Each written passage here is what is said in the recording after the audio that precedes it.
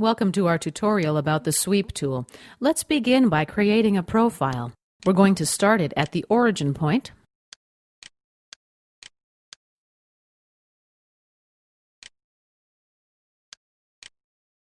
Maybe something like this. And let's close our profile and exit the sketch. Now let's insert a new sketch on the XZ plane.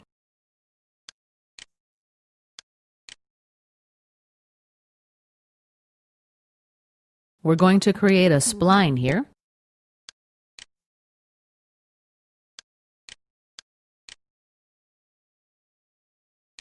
Oops, right-click, done. Let's delete these lines and select the spline tool this time.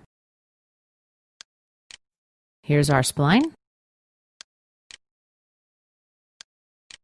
Right-click, create. By the way, the spline doesn't have to originate from the same point that the first sketch ended at. Now let's select the sweep tool. As you see, the path and the profile are selected automatically. Under orientation, we can toggle between path and parallel. The path option holds the sweep profile constant to the swept path. The parallel option holds the sweep profile parallel to the original profile. We've also got the option to output a solid or surfaces. Optimize for a single selection. This checkbox needs to be cleared if you're making multiple selections. And here's the preview checkbox. Let's click OK. Let's try one more example. We'll right-click and delete this feature. I'm going to leave consumed sketches and features selected, OK? Let's create a sketch.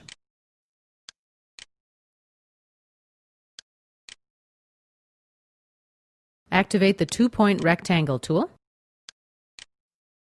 And our second point, something like this. Now let's apply a fillet on all four corners. Click the last corner and exit the sketch.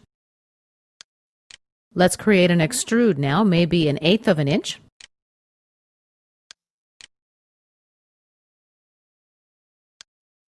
OK. And let's create one more sketch. It'll be on the XZ plane. Right-click, Slice Graphics.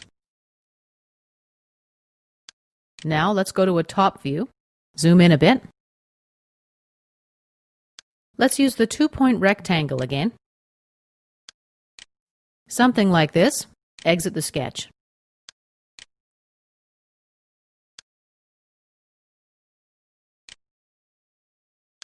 Let's create a second sketch. Exit the sketch. And let's select the sweep tool. Let's select this profile and the path. We have the option to use join, cut, or intersect. Let's use cut.